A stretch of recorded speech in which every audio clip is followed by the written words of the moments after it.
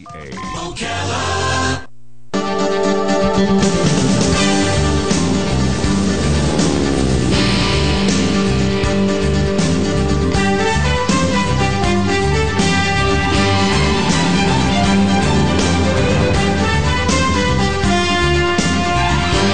right, 6 minutes after 9 o'clock. Thank you for tuning in. It's time for Winging It. Brad is not here today. Josh Verdonk is here. Dan Martone sitting in in Brad's absence. They're going to talk about flying, and Josh is from the Ocala Aviation Flight School, and Dan is kind of, in a way, he's a student over there at the flight school. Yep. Getting closer and closer to having that coveted piece of paper that says you can fly. It's like a car. It's like your driver's license. I can fly now. And that's it. If you want Are you to laughing at me flying? join the show, be part of the show, you need to call us at the WOCA Climate Control Source Hotline, 622-9622. Good morning, guys. Good morning, Larry. Dan and Josh. Josh, how'd you do last week? I passed. You passed? Yep. Now, what does that mean? That means that, and for those of you guys who don't know what we're talking about, I went to Arizona for a week to be evaluated by a mission organization that works overseas, and I passed the evaluation, and so over the next couple months here, my wife and I will be preparing to go out there for a little bit more training, and then ultimately going overseas to serve with this mission organization flying airplanes. So. And in order to pass, did you have to take tests that were challenging? Were you afraid? Was anything like... Well, there was two parts to it. There was a flying portion and then the interviews kind of a thing. I did 5 flights, and I think we did 4 interviews or something like that. And these 5 flights were designed to test how quickly I learned, what my attitude was in the cockpit, my overall handling of the airplane, that sort of thing. But were there situations that you wouldn't normally encounter? Yeah, a little bit. Well, just flying in Arizona is a whole lot different than flying in Florida. So that's a different situation altogether. You got mountains there for one, and it's higher altitude, and and the charts look a little bit different. There's some different things on them that add to a new situation. So already the situation was different than what I'm used to. And then I got to fly planes that are twice the size of the normal planes here. Oh, we got to fly. I got to fly some bigger, more power, heavier powered airplanes and stuff like that. So the only way I can relate to that is when we rent a U-Haul. Mm-hmm. Yeah. Sort of, yes. You have to drive that U-Haul and you're not used to it, right? Different. Everything's different, yeah. Right. Yeah. Now, can you talk a little bit about the airplane that did not take off last night? Yesterday morning? The honor flight, or do you not know about that? I don't know anything about it. I've been out of the loop. So. Okay. Well, when yesterday there was supposed to be 2 737 Miami Air International planes taking off, bringing veterans to Washington, D.C., and only one of them was able to, because the other one had a light came on the instrument panel that indicated there was some kind of a mechanical problem. So they didn't take off. And they have to wait till spring now to go off again? Yeah, well, not because of the airplane, but because of the weather. The scheduling. Yeah. Yeah, scheduling, and it's going to be cold in D.C., so they don't That's terrible. I felt so bad for them. There were fireworks there last night. Oh, really? Yeah, Did you go? Fireworks. I was at the house, so I live right next door, so I could see them. Oh, right. Well, Robin went. I chose not to. I was too... She gets up just as early as me, but she can hack being up later than better than I can. Right. Yeah. But anyway, so when you hear about things like that, I mean, you have to be grateful that we have technology that can indicate a problem before you're in a dangerous place, like 30,000 feet up in the air, right? Yep. Yeah. And is that applicable to the small plane? Do you have that kind of instrument? Yes. We do have fault indicators in the airplane. There's a whole lot less of them because there's not as many systems on the smaller airplanes we fly. But we have different fault lights as well that tell us if maybe our alternator's not charging the battery anymore, and oil temperature's high, that sort of thing. Now, is there some kind of a rule that says you have to be a licensed mechanic to fix it, or could you just go under the hood and say, I know this? No. You've got to be a licensed airframe and power plant mechanic in order to fix everything on an airplane. There's some little things called preventative maintenance that as a pilot you can do. For example, as a pilot you can drain the oil and put new oil in. So That's about it, huh? that's pretty much. Well, you, brake pads? You, Were there? you can't do brake pads. Can't do the brake pads. You can change a tire. The tire, that's what it was. Why are the headlights on while you're flying? I don't understand that. So the airplanes can see you. Oh, to be seen. Oh, it didn't occur to me. Okay. Yep. Yeah, that makes sense. Same reason why you put them on, on a rainy day. Yeah, that's true. While you're driving, so that other airplanes can it's easier to see you, especially if you think about looking at the front of an airplane. There's not a whole lot of surface area that you can see right away. You just have the wings and the fuselage, and from a couple miles away you might not even see that little. Yeah, right. It blends in. I'm sure. If an airplane's in a turn, you'll see its entire wing area, and it's a lot easier to pick up. But Right. if they're flying straight at you, straight away from you, or something like that, it's a lot harder to see them, and that's why we have the lights. Even with the lights, during the daytime, Josh will point out a plane. Tower will ask, "Do you see him? He's over there. He's 3 miles out." Josh, "Oh, yeah, I got him." I'm going, "Where? Oh, really? Where is this guy?" You're just so used to it, you know. He what is. to look He for, right? spots him in 2 seconds. It takes me at least double that time. So do you ever look at those UFO videos and say, "Oh, come on, that's a plane"? I don't watch those UFOs. There's probably a lot of that. Yes and no. Wait a minute, you were in Arizona, aren't you? That's New Area Mexico. That's New 51. Mexico. Close enough, though. Yeah. That's New Mexico. Probably doing where some the, test flights. Where the alien hunters are. Kept saying that no one got it. It's like, They're right next door. There had to be some going over the airs there. They look. The people looking for aliens. I don't get it. Like the New Mexicans. The New Mexicans. Yeah, those old ones, we're fine with them. Yeah, we're fine. They're okay. It's the new ones that Well, keep they- popping over the border. They They're a just problem. off the fence. If you'd like, Please send your comments to Larry at WOC.com. no, Josh, he's moving out of town anyway. So Oh, that's right. Don't send it to me. We can throw everything on Josh. He's leaving. So where would you Won't be actually for a live? while. You said out of the country, but you didn't say where. There's a lot of places out of the country. Yeah. Right now, it's most likely going to be Papua New Guinea, where I grew up. All right. But that's not necessarily set in stone or anything like that. Has your wife seen where you grew up? Yeah, she's seen lots of pictures. But not, she She hasn't, hasn't been there. yet. No. Well, that'd be cool to get to show her where you. Yep. Well, I got to wait till Josh goes over and gets settled because he said the beaches there are unlike any here. That they're just pristine. They're just gorgeous beaches. I Really? remember saying that, Yeah, you but did. You said they're but awesome. it is true. They're unmolested. They don't have Unmolested. skyscrapers all over them and hotels with Yeah. things. They're We still actually natural have reefs beaches. and stuff Oh, like Treasure that. Island used to be down Yeah. near Clearwater. Yeah, you used to go to Treasure Island. You could actually see the water. Now there's so many hotels, you can't see it at all anymore. block out the sun. There's a lot of ecological differences. Tell us how you feel, Dan. Yeah, I'm anxious to go. Actually, Oh, okay. check out the beaches. And flush the toilet and see which way the water swirls. Actually, the funny thing is, how the toilets overseas a lot of times don't even, circle like They don't swirl at all? They don't. They just kind of go. It's kind of a big waterfall kind of a thing. I don't know. So if you grew up in the southern I don't- hemisphere, I don't know how they work. But yes, the drain like in a sink does go the opposite. way. do you celebrate Christmas? Yes. Okay, so you had Christmas like in the summer, No. Well, No- yes. no? Yes. No. We had Christmas in winter. December, but it felt like which summer. is summer. It felt like what we call summer. Yes, but near the equator, there's almost no difference anyhow, because no matter which way. Papua New Guinea is closer to the yeah, equator? Okay. yeah, it's about I think So it's kind 9 degrees below the equator. Oh, wow. So no matter which way the Earth is tilted, we pretty much have the same weather. So your shadows at morning and evening are pretty much directly east and west, huh? Pretty much. What's the temperature variation over there?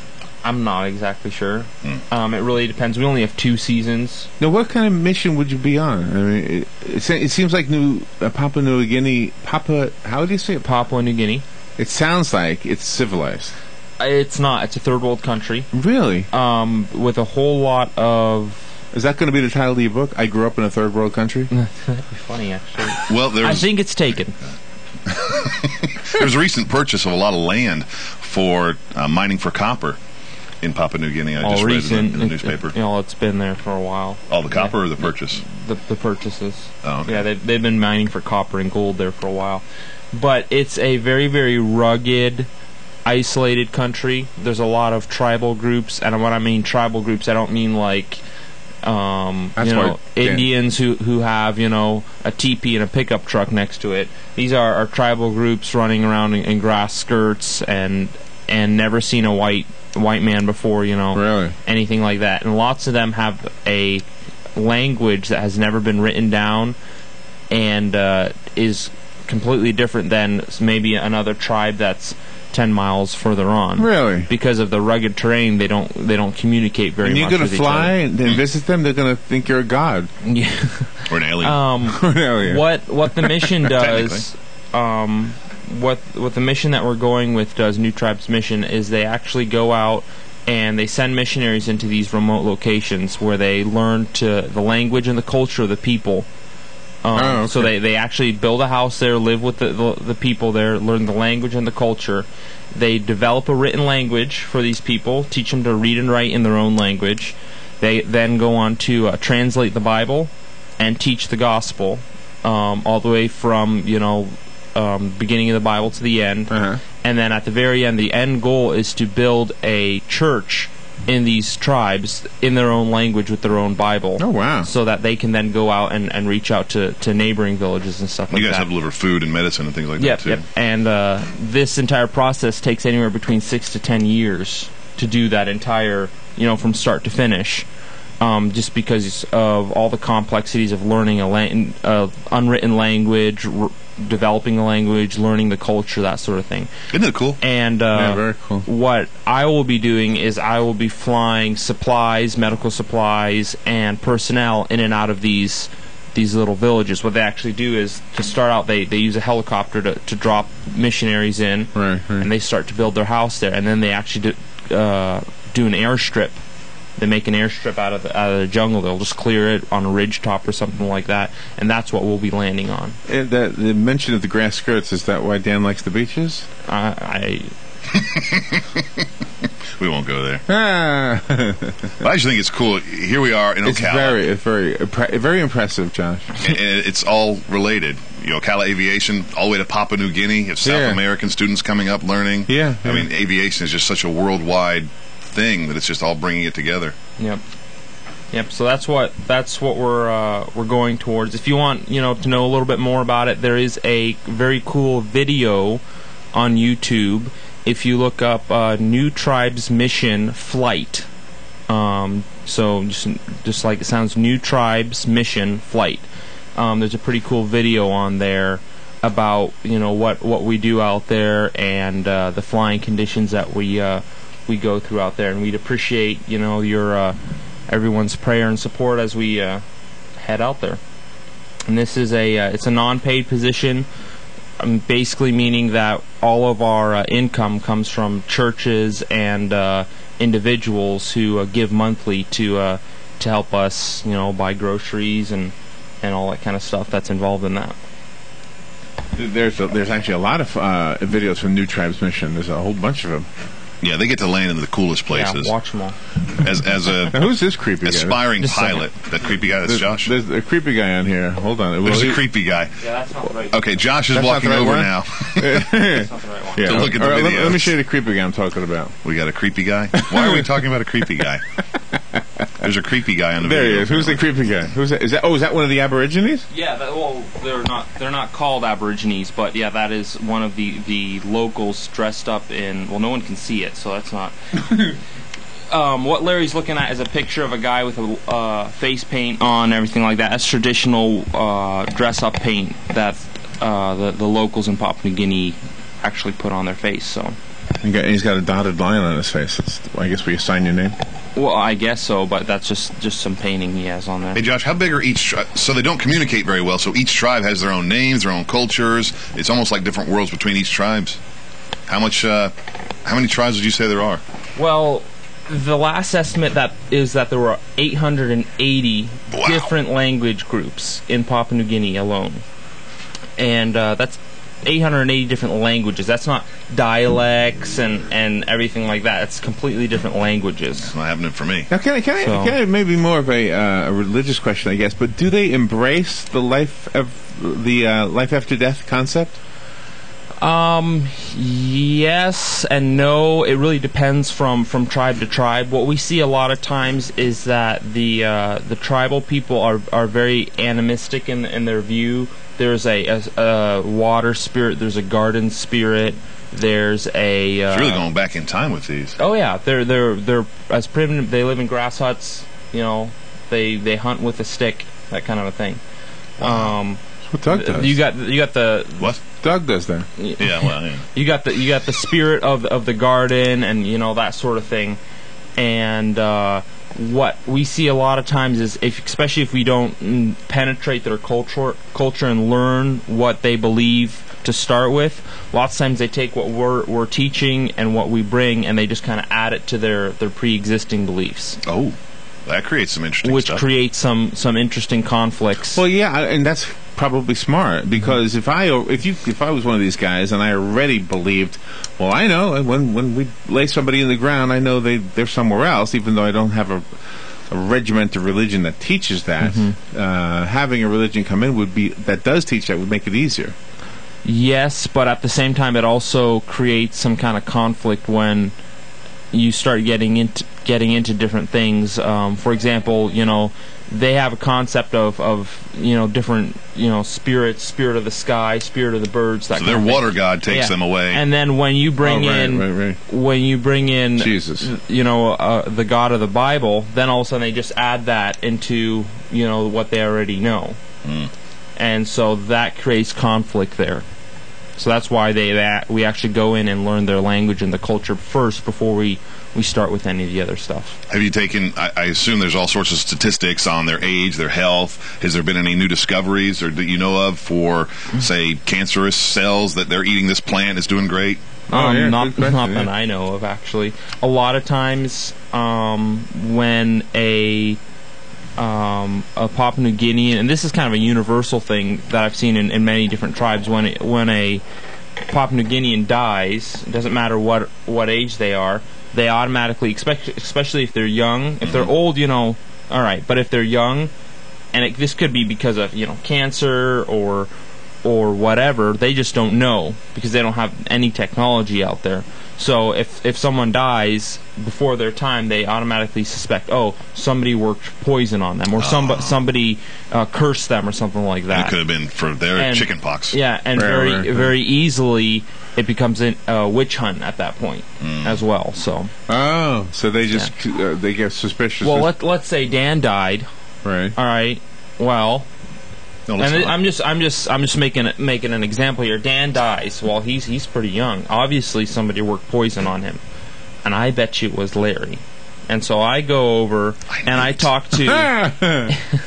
I go over and I find someone else in the office, and I say, "Hey, I think Larry worked poison on Dan." And then we all gang up, and we go take Larry out to the pond out here and round him and chop him to pieces and burn him or something like that. Which is, it sounds pretty gruesome. You know, It's a pretty but nasty pond. things like that happen out Any there. place but the pond, please. Yeah, If you're gonna place do with me- the pond. Oh man, So yeah, I can see that. But it's a great. So wait a learning minute. So wait a minute. It brings up an interesting question. If you're showing up and you're the stranger in town, and somebody gets sick, what keeps you from being dragged to the pond? That airplane that he's going to fly away in. it's interesting because the locals have an idea that the white man is exclusive of Disease. their, you know, it can't possibly the white man who worked poison. I mean, I've heard of instances where they tried to blame the missionary in there, but they were resolved pretty quickly. Not by them chopping up the missionary. Okay, yeah, we didn't So you clarify know. that. Really? We didn't clarify that. They got in the airplane and went away. Yeah, well, not necessarily, but the missionary is oftentimes excluded from the animistic beliefs. Are there in the other tribe. things that you introduce to them besides religion? Like, do you introduce cultural things like foods or music or things? By accident, even, I would think. By accident, just by probably being not there, yeah. not on purpose, really, Bring some Cheez-Its. because we don't want to feel like we're imposing our own culture upon them. Oh, you don't want to do that? No. Okay. They have their own culture and their own way of doing things that has worked for centuries. But what about like parts of the Bible actually are cultural?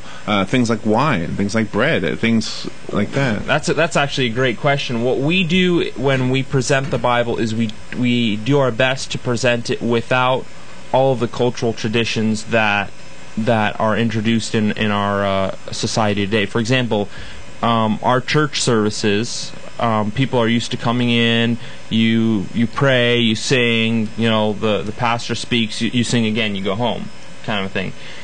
In New Guinea, we try not to, Papua New Guinea, by the way, we try not to impose these cultural traditions upon them. So a church service there takes whatever shape they see in Scripture.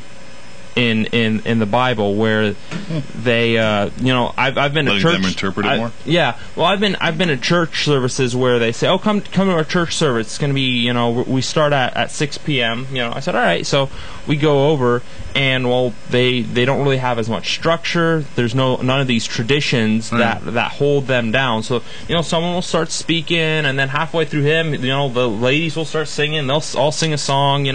They don't have any real songs, so they're just kind of they're saying using Scripture or the Bible. They're reciting the Bible, and then they kind of just all make up their own tune, so it doesn't sound like a song or anything like that, but it's coming from the heart. And then the guy will keep going talking and stuff. I've been to these things where like oh, come at 6, we'll do a short service, and at 6 a.m. the next morning they're still going. Oh, that's their short service. Yeah. Oh wow, that's like a revival. They'll go all night kind of a thing. All right, this is an interesting topic, no doubt. But I'm not Brad really here. Aviation. No, it is awesome. Well, it's a you wonderful wouldn't be conversation. talking if you didn't have aviation as a skill. Yeah, that's true. So I want to make sure that I get in here because I'm Brad for the day. So the scholarship. We need to talk about the scholarship again. You're not nearly grumpy enough to be Brad. You better get your butts in here and get me this scholarship. Damn it, I'm mad. Spelled backwards is damn it, I'm mad. Is it really? Yeah. I'm not going to take it anymore. You got to spell it wrong, Josh. You got to put 2 M's. Oh, okay. Damn it, I'm mad. Backwards is damn it, I'm mad. He's doing it. Okay. The scholarship, $4,000 to any young person between 17 and 25 is available. All you have to do is call. What's the number? 352-861-7484. Sweet, I did that all by myself. 7484. 861-7484. Okay. All you have to do is call, ask for Brad. He'll walk you through the process. If you know someone that is 17 to 25 that has an interest in flying, in becoming a pilot, there is as I say in the commercial, a large demand coming up very soon for pilots. So we need to get them started young and get them flying. And you can do it at Ocala Aviation and start out with a scholarship. Or email us at ocalaaviation@yahoo.com. Now, the Discovery flights. If you are over the age, or if you're in the age, you just want to learn a little bit about it, Discovery flights are available. That's where you go out to Ocala Aviation. You take a Discovery flight. Josh or someone like Josh will walk you through the process. They'll go through the airplane. They will show you what it takes to be a pilot, in an abbreviated version, of course, because I can't spend that much time. Yeah. But it's $99, and it's a great gift. We've got the holidays coming up. It's a fantastic gift to give. And even if you think you just might want to try it, it doesn't tie you down to a commitment of any type. All it is to get you familiar with the airplane and see if you like it. And the goal there is, yes, you might like it, you might take lessons, but even if you don't, you liked it, but you might want to tell other people. Yeah. So don't be afraid that this is a commitment or something. A lot of people say, oh, well, I don't think I'll have intentions of getting my pilot's license. I don't think that's going to happen. Well, that's okay. You don't have to. It's not a requirement. You just go and have fun, take a Discovery flight. Right? Yeah, Stan. You do that very well. Maybe from now on, you and Brad can do the show. Well, after a while, we're going to have to. Well, yeah. Mr. leaving us. Well, I think I actually, killed the show because we didn't get anyone call in today. Or They were listening. No, That's are great. you kidding? That was a very interesting. I know it wasn't all about flight, but I think they were like I was. I was all ears. It is about Sweet. flight, though. It's all about flight. I'm really impressed, Josh. I mean, I know we kid around a lot, but I really am impressed with what you're doing, and good luck. We're all impressed and inspired by what you're doing and what you're telling us. Thank you very much. Appreciate it. What's your number? My number. Did we give it already? Yeah, we did. We'll do it again. 452-861-7484. All right, go and see us at Go the learn to airport. fly here. Learn to fly. You could be on a mission. You could be teaching non-Aborigines with dots on their face. Thank you, Larry. We'll be right back.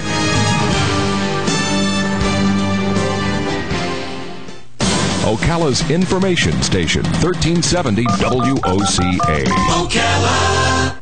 The weather is brought to you by myfwc.com. Life jackets save lives. Wear it, Florida. A tropical storm warning is in effect for coastal areas. It'll be mostly cloudy and increasingly windy today with some showers. It'll be windier with more rain from Hurricane Sandy along the coast. The high today 80 to 84. There'll be some wind and rain from Hurricane Sandy tonight. Low 67 inland, 73 at the coast. Looks like any wind and rain from Hurricane Sandy will dissipate tomorrow morning. Then some sun in the afternoon. High 76 to 80. From the Florida Weather Center, I'm meteorologist Joe Lundberg.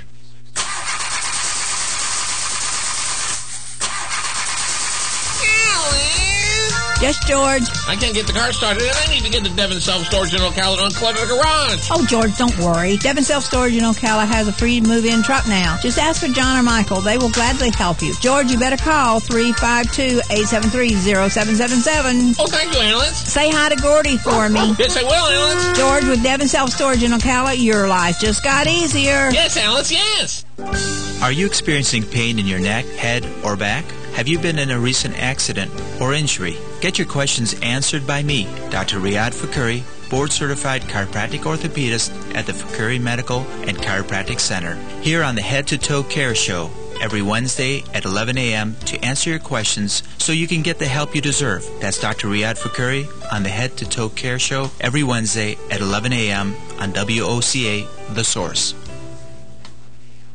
If you want to know why your taxes are so high, just ask Frank Bruno. Because under Bruno, taxes in Volusia County are now the second highest in the state of Florida. Bruno voted to raise our property taxes, sales taxes, gas taxes, bed taxes, utility taxes. But Bruno didn't stop there. Told the Orlando Sentinel he now wants to tax sales on the internet. Not surprising, given Bruno took that taxpayer-paid trip to Hawaii that caused an uproar. I did go to a conference in Hawaii. I went with the entire county council. Bruno and the council caused such an uproar. New law passed ensuring this kind of thing would never happen again. Higher taxes, higher fees, and taxpayer-funded trips to swanky locations across the country. Frank Bruno's record is no laughing matter because we're paying for it. Paid political advertisement paid for by the Republican Party of Florida, 420 East Jefferson Street, Tallahassee, Florida, 32301. The Republican Party of Florida endorses and urges you to vote for Dorothy Huckel, Don Gates, and Andy Gardner. An important message about the Florida Senate campaign. For 30 years, Frank Bruno has served us in so many ways. As a community volunteer, a business owner, and as a regional leader and consensus builder. Now, he's ready to fight for us in Tallahassee. But Frank has been the target of the dirtiest campaign in Florida history. A desperate and dishonest $4 million character assassination. Can you believe it? Well, Central Florida voters are sick of it. So let's disinfect our mailboxes and get down to business. Frank Bruno fights for education. He fights to protect our natural resources. He fights for veterans and seniors. He fights government bloat and taxes. Frank Bruno fights for you. Dorothy Huckel just fights. Let's send a man of integrity to the Florida Senate. Elect Frank Bruno. Political advertisement paid for and approved by Frank Bruno, Democrat, for Florida Senate District 8. Tune in weekly to the Financial Safari and get that common sense approach to financial and retirement planning. I mean, I like to have guarantees instead of hoping and praying when we're talking about retirement. The person who has you in the risk account doesn't want you to know about it. If you try to do everything yourself, you don't have a team behind you giving you the advice, but more importantly, telling you what's wrong. Just stop doing bad things in your portfolio could take the worry out of living in retirement. The Financial Safari with Coach Pete D'Arruda and local trusted advisor Jean Ann Durrell. Saturday mornings at 9 on WOCA, The Source. Ocala's information station, 1370 WOCA. Ocala.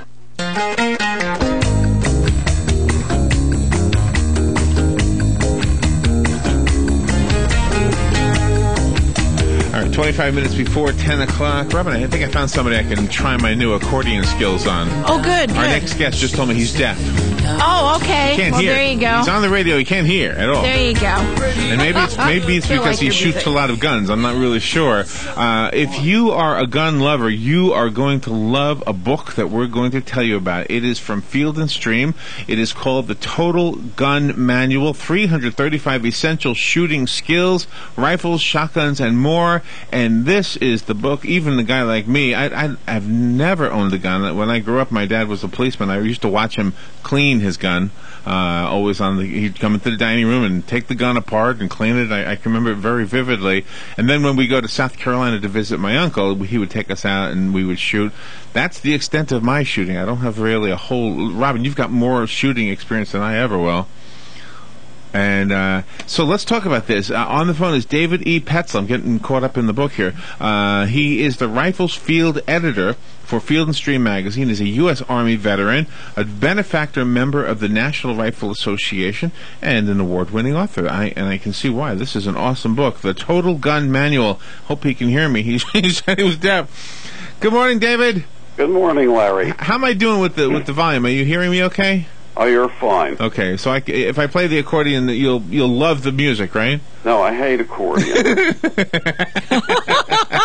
I thought you couldn't hear. If you have bagpipes, I like bagpipes. Oh, there you go. They're really loud. Yeah. That's why you can hear them. Shrill and piercing. No, I don't mean to make light of deafness. I apologize if I hurt anybody's feelings. But are you having hearing issues because of shooting so many guns? Partially because of that. When I started shooting, people didn't wear hearing protection. I started in the mid-'50s, and nobody wore headphones then, and your ears rang, and you didn't think anything of it. And 40 years later, you had no hearing left. Wow.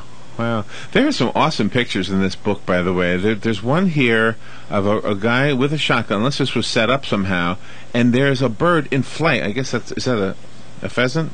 I almost said peasant. It's a pheasant? A pheasant. 179. It's number 179. Beware of the break action. I don't know how they got that photo. That's awesome. So tell me about the book. How did this book come into being? The publisher that put it out, Weldon Owen, is owned by the same company that owns Field & Stream. And some very smart person at Weldon Owen noticed that between Phil Bourgealy, who writes about shotguns, and myself, we had about 10 years worth of very, very good material that had either run in the magazine or run on our blog. And why not put it in the book? So that's what they did. How come they chose the mean face in the illustration of you? I see Petzel on Fear, and there you are. You're looking... I mean, you could have had they could have picked another illustration for you, I think. You mean because I'm not smiling? Yes. I look like I want to murder someone? Yes. Well, this is a pretty depressing story. I'll tell it anyway. Yeah, go ahead. Why not? That illustration was made from a photograph that was taken on an August day when it was about 115 degrees, and the photographer insisted that I wear a heavy wool shirt. So, oh, wow. I was not a happy camper when they took that photo, and because it expresses the inner me, who is naturally cranky and bad-tempered. Really? They used it for the illustration, and the illustration runs in the book over and over. But yes, I really do look like that. And we should mention that you did the book with Phil Bourgealy. Is that how you say his name? Now, he looks happy in his illustration. Phil is a happy camper. Phil is a cheerful soul. Who is the book for? Is it for me? Because I don't know much about guns, but it's kind of cool to learn. Or is it for the guy who knows a lot about guns? It's for two types of people. First is the bare bones beginner who would like to get into shooting one way or another, but has no clue as to where to start. Well, and it's for the intermediate shooter who is just becoming aware of how much he or she doesn't know and needs to know more.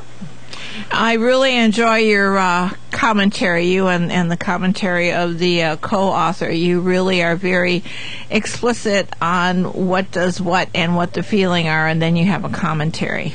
Yeah, we try to be clear and understandable and accessible. The book also shows what happens to the bullets and how they react to their targets. That's kind of cool too. And the reason I think it's cool is because it comes up a lot in political conversations. For example, we had a couple of callers who were concerned about rounds that were purchased by the Social Security office, and that they weren't buying practice rounds; they were buying these bullets that tear you up or something like that. The Social Security office? Yeah, isn't that wild? Yeah, I don't know. Lord. Anyway, but the point is that when the listeners would tell me about these bullets, I had no clue what they were talking about, but now I see what they're talking about because you have it in the book. Well, bullets are highly specialized, just like automobiles. You have Ferraris and pickup trucks, and they both run on internal combustion engines, but they're not remotely the same. Same with bullets. They're designed to do specific things.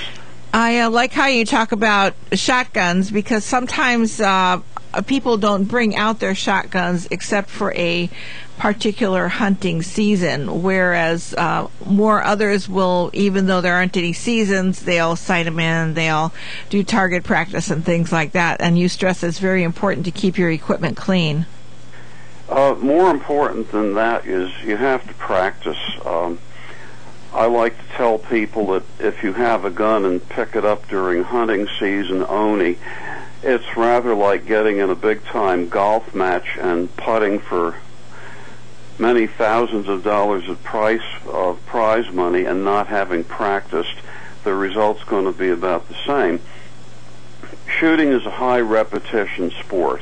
It takes a lot of work to get proficient, and if you don't keep practicing, you will not stay proficient. When they have marksmanships during the Olympics, do they use the sights, or are they just the open sights? Depends on the event you're talking about. For shotgun, you have a very crude sight because you're pointing and you're swinging the gun, and you're not really aware of the sight. For rifle and handgun shooting, you use very precise sights, and you have to align them very carefully. Shotgunning is all about movement. Rifle shooting is all about holding still. The book that we're talking about is published by Field & Stream. It's the Total Gun Manual, and our guest is one of two authors. David E. Petzel's on the phone. This book has 335 essential shooting skills, and before I have a comment on skill number 171, I have to ask you, is the woman in the picture your daughter, wife, sister, related to you in any way? Let me look at the picture. No, 171. 171. After 171. I'll show Robin what I'm talking about. Wow. Okay. Hold on, don't say anything. I was good at math. Yeah. Are you related to her in any way? No. Good. No. Because if she's out there shooting, I'm joining the club. No, I believe she is a professional model. Oh, really? That would be my guess. What advice do you give the people that want to load their own rounds? Should they buy store-bought rounds, or should they really get in the habit of loading their own? I load my own. I do it because it cuts your ammunition costs by something like 2/3. I couldn't afford to shoot the amount I do unless I loaded my own ammo. I'm all for it. I do use store-bought ammunition sometimes because I'm too lazy to load my own, and because store-bought sometimes is better than anything I can put together personally. And that's pretty fascinating in itself. I mean, sometimes people think more is better, but they really have to follow the directions, don't they? You have to pay attention. Indeed, if there were a motto for all of shooting is you have to pay attention. You have to know what you're doing. Don't let your mind wander. Don't take shortcuts. Now, you live close to New York City? I live 40 miles north of New York City. Okay, and that's not anyway. I being from the area, I know that 40 miles north is nothing like the city itself. So you're in the woods, basically. We are in the woods. In fact, we have a tame turkey herd that lives on our back lawn, and a tame deer herd. And the turkeys peck on the kitchen door when they're hungry. Aww.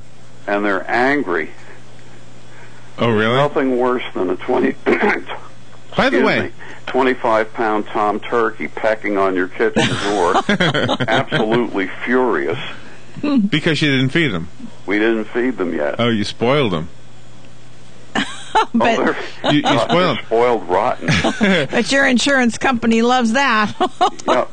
Do guns... let me ask you this. How do I ask this question?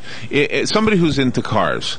I can say to them, what is that? They'll tell me it's a 1967 Mustang. They know the year, they know the brand, they know everything. Are guns that recognizable as far as the year? Like, can you look at a gun and, oh, that's a 1962 Winchester or something like that? You can't tell the year. You could tell the model easily. They're extremely recognizable. And if you know the model, you know, say, within a decade of when they're made. Down here in Florida...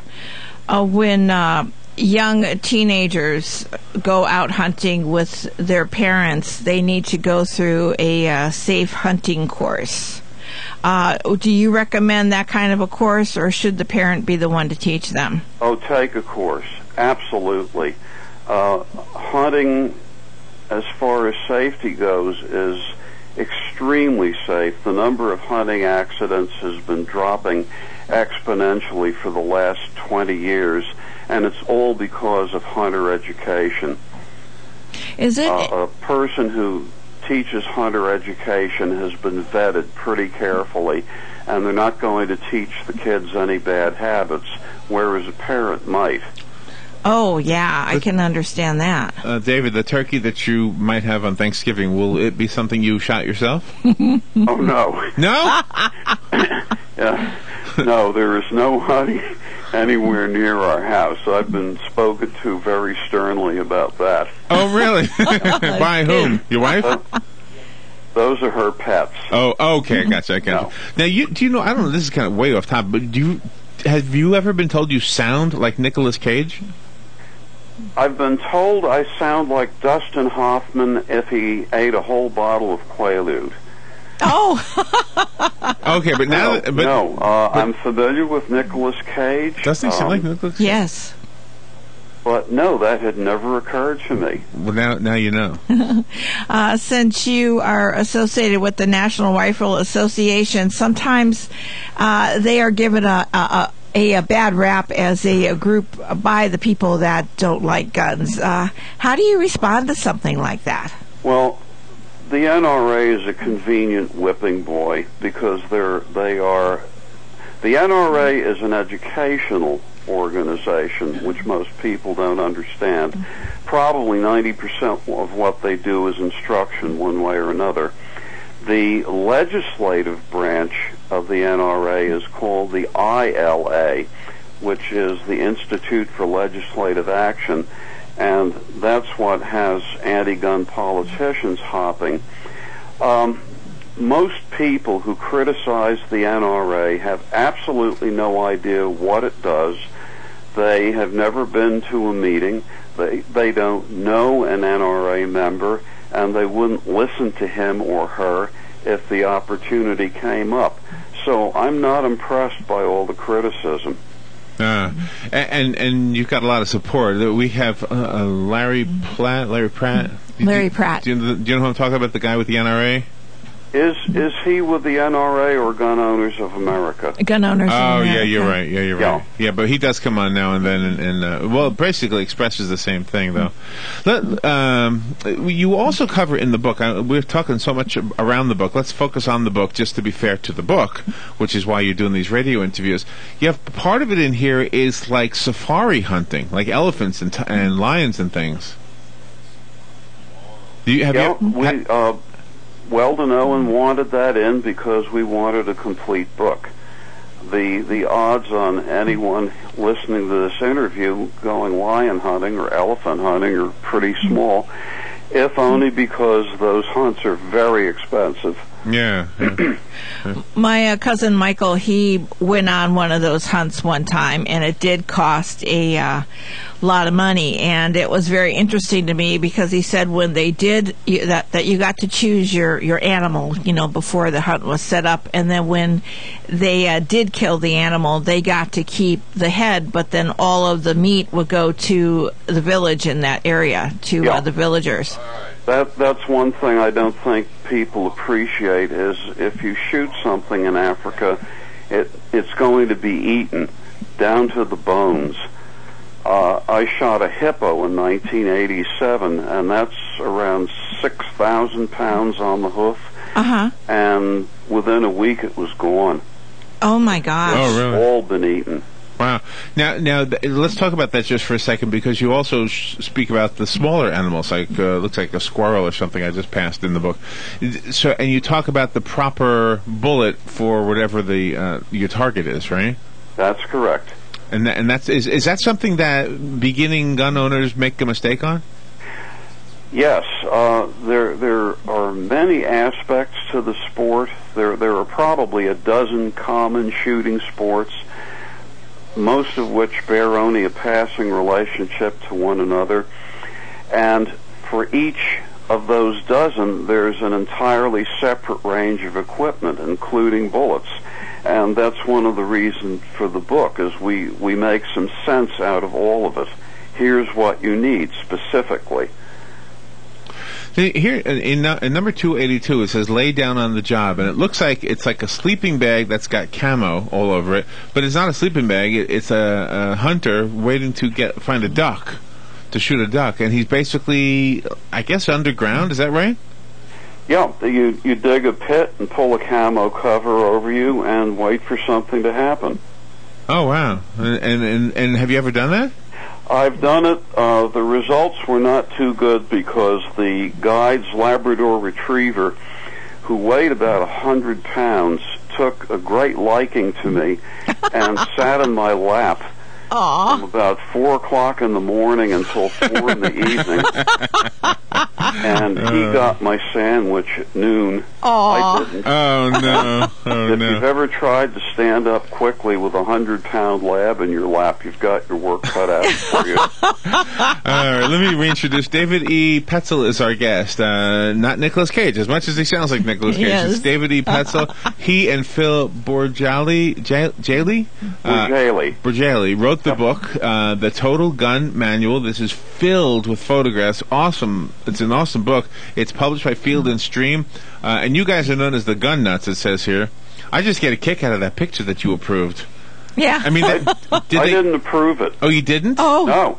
No, they said, here's your photo. What? Look, I don't take good pictures. When I went into basic training, they took a photo of me for my ID card, and it was so frightening that my mother burst into tears when she saw it. And they hung it in the orderly room with a caption underneath that says, "This is the kind of man we want." Oh, no. When you were in the U.S. Army, prior to that, were you around guns? Oh, yeah. Younger and, Yeah. When you go into basic training, the first thing they did was give me 2 haircuts in 2 days. Oh, gee. And the next